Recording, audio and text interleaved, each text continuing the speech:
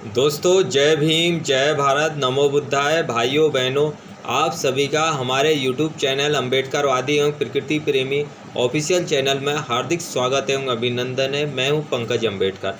दोस्तों, जैसा कि आप सभी लोग जानते हैं कि हमारा उद्देश्य है बाबा साहब के मिशन को, ज्योतिबा फुले जी के मिशन को, सावित्रीबाई फुले, पेरियार, ललन सिंह यादव जी के मिशन को डोर टू डोर पहुँचाना। जैसा कि हमने पिछले अंश में आपको बताया था कि कैसे बाबा साहब अम्बेडकर जी को धमकियाँ मिल रही थी कि यदि गांधी जी मर जाएंगे तो इसका खामियाजा आपको भुगतना पड़ेगा। आगे की कहानी शुरू करते हैं। आप हमारे वीडियो को ज़्यादा से ज़्यादा शेयर कर दें, जिससे कि हम ज़्यादा से ज़्यादा लोगों तक पहुंच सकें और बाबा साहब का मिशन ज़्यादा से ज़्यादा लोगों तक पहुंच सके।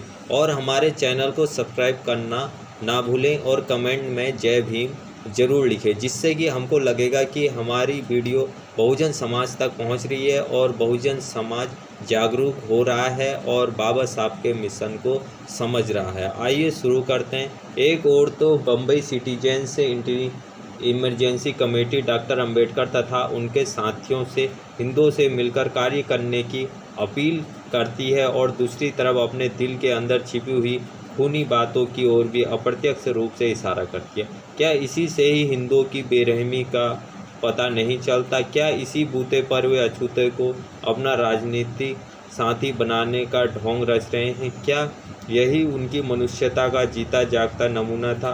हमारी समझ में यह नहीं आता। जब हिंदू अछूतों से समझौता करने जा रहे थे तब एक साथ ही उनसे भीख मांगने की और हानिकारक प्रतिक्रिया की बातें करने से उनका क्या मतलब था?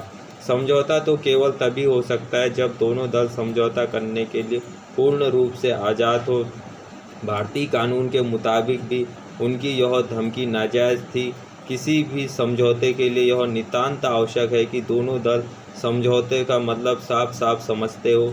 यदि कोई दल धमकी देकर समझौता करा लेता है तो वह समझौता नाजायज़ होगा। हिंदुओं को इस बात की चिंता कहाँ, वे अपने सरताज को बचाने का ही प्रयत्न कर रहे थे, चाहे वह प्रयत्न जायज़ हो या नाजायज़। इसकी उन्हें कोई परवाह नहीं। अछूतों के साथ सहानुभूति करना तो दूर रहा, उन्हें धमकाने का प्रयास करने में ही अपनी विजय समझ रहे थे। भला ऐसी हालत में किस प्रकार का समझौता हो सकता था? बम्बई सिटीजन से इमरजेंसी कमेटी की होने वाली सभा पर आलोचना करते समय डॉक्टर अंबेडकर ने यह कहा कि वह कमेटी और उस कमेटी की सभा में स्वीकृत होने वाले प्रस्ताव डॉक्टर अंबेडकर तथा उनके साथियों के लिए एक बहुत बड़ी चुनौती है।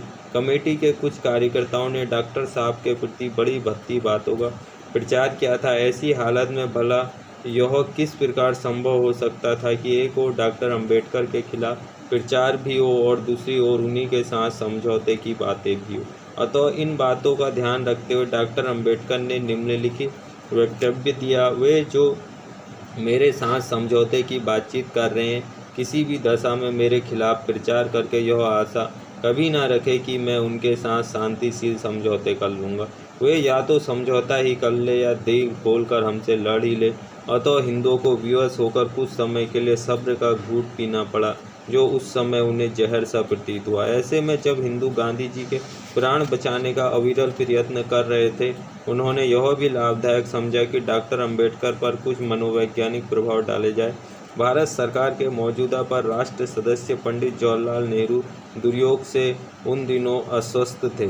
अतः वे गांधी जी की सेवा करने की इच्छा रखते हुए भी कुछ भी नहीं कर सके थे। किंतु यदि हम यह कहें कि पंडित जवाहरलाल नेहरू ने अप्रत्यक्ष रूप से भी गांधी की जान बचाने के लिए कोई हाथ नहीं बटाया, तो यह अन्याय ही होगा। उन्होंने अपनी धर्मपत्नी कमला नेहरू को भी बम्बई भेज ही दिया। कमला नेहरू भी डॉक्टर अंबेडकर की 3 मीनारे का दर्शन करने लगी।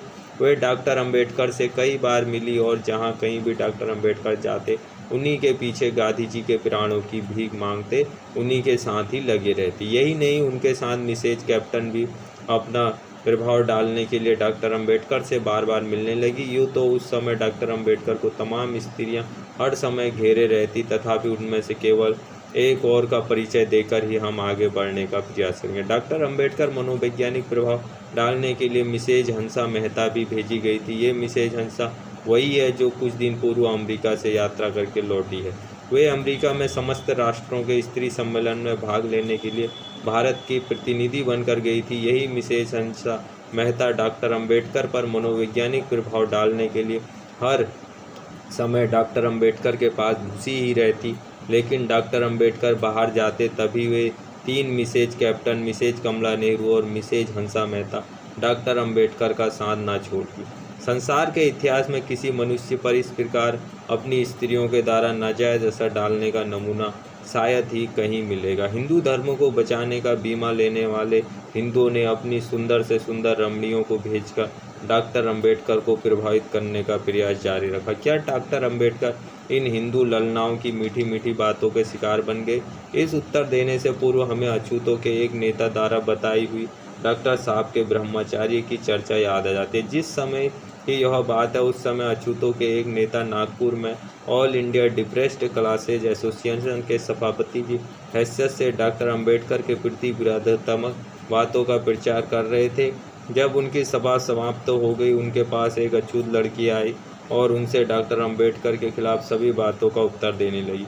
उस लड़की ने यह भी बताया कि डॉक्टर अंबेडकर अछूतों का महातपस्वी साधु है, जिसने पग पग पर ब्रह्मचार्य धर्म का पालन किया है। जिस समय अछूतों के कथित नेता इस घटना को बता रहे थे, उस समय इस पंक्तियों का लेखक उस नेता की आंखों से अश्रु की धारा बहते हुए देख सकता था। अछूतों के यह नेता भला किस प्रकार हिंदी स्त्रियों के प्रभाव में आ सकते थे? हिंदुओं द्वारा गांधी जी के प्राण बचाने के प्रयत्नों का अंत यही नहीं हो जाता? देश के कोने कोने से तमाम सभाएं डॉक्टर अंबेडकर के अछूतों के पृथक निर्वाचन प्रणाली को अस्वीकार करने के लिए प्रस्ताव भेजने लगी। प्राय सभी सभाएं यह सूचित करना भी नहीं भूलती कि उन्होंने हिंदुओं से यह अपील की है कि अछूतों के लिए सभी मंदिर खोल दिए जाएं। कई स्त्रियों ने सभा करके अछूतों से कहा, हम तुम्हारे युद्ध में तुम्हारी ओर लड़ेंगे, लेकिन तुम पृथक निर्वाचन प्रणाली को त्याग दो। यही नहीं, बहुत से cablegram London, sir Ramsay MacDonald British सरकार के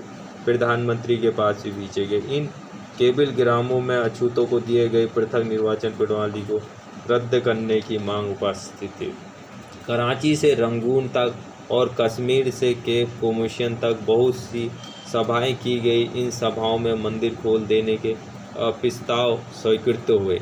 उन्हीं दिनों 19 सितंबर 1932 को प्रातःकाल बम्बई के वाल्याकारी चाल में एक अंतर्जातीय भोज हुआ, जिसमें हिंदू और अछूतों ने एक स्थान पर भोजन किया। इस भोज में Mrs Kamala Nehru, Mrs Captain, Miss Natarajan और सरदार सुलेमान कासिम मियाँ भी थे। उन दिनों इस प्रकार के बहुत से भोज हिंदुस्तान के कोने कोने में दिए जाते थे। इन सभी भोजों का उद्देश्य गांधी जी के प्राणों की रक्षा करना था। भोज तो बहुत से दिए ही गए, किंतु इसके अतिरिक्त और क्या क्या प्रयत्न हुए उनसे भी परिचित होना हानिकारक ना होगा। जब गांधी जी ने आमरण अनशन को प्रारंभ करने के लिए एक दिन शेष रह गया, तब तो हिंदू जनता बहुत ज़्यादा घबरा गई। उसी दिन पंडित मदन मोहन मालवीय ने बम्बई पहुंचकर इंडियन मर्चेंट्स चैम्बर हॉल में दोपहर को 12 बजे चारों ओर दरवाजे बंद कर नेताओं की एक सभा की। इस सभा में डॉक्टर अंबेडकर और उनके साथी माननीय एन शिवराज, जो इस समय all India schedule caste federation के सभापति हैं, ने भी भाग लिया। सर्वप्रथम डॉक्टर चित्तरंजन ने बहुत सी शुभकामनाएं पढ़ी।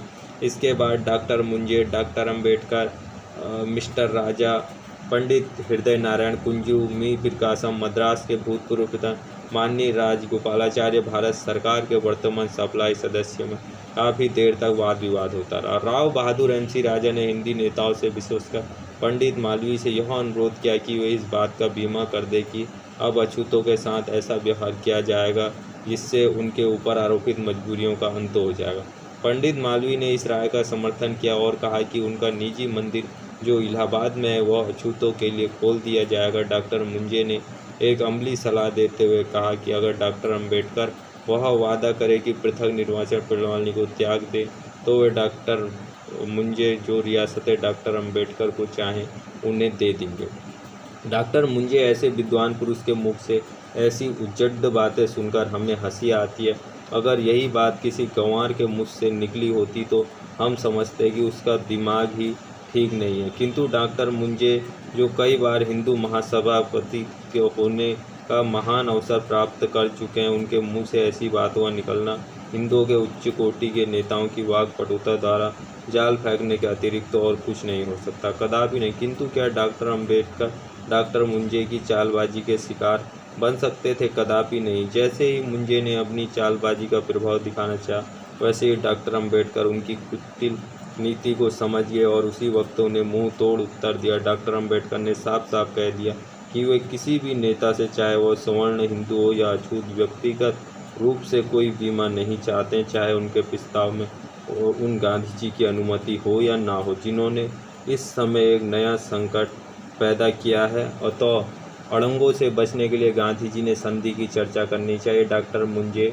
अम्बेडकर की ओर टुकुर टुकुर ताकते ही रह गए और उनसे कुछ भी उत्तर नहीं देते हुए इसके बाद सभा समाप्त हो गई। दोस्तों, महात्मा गांधी बहुजनों को पृथक निर्वाचन की मांग के विरोध में आमरण अनशन पर जाने वाले थे और उनने दिन तय किया था कि 20 सितंबर से आमरण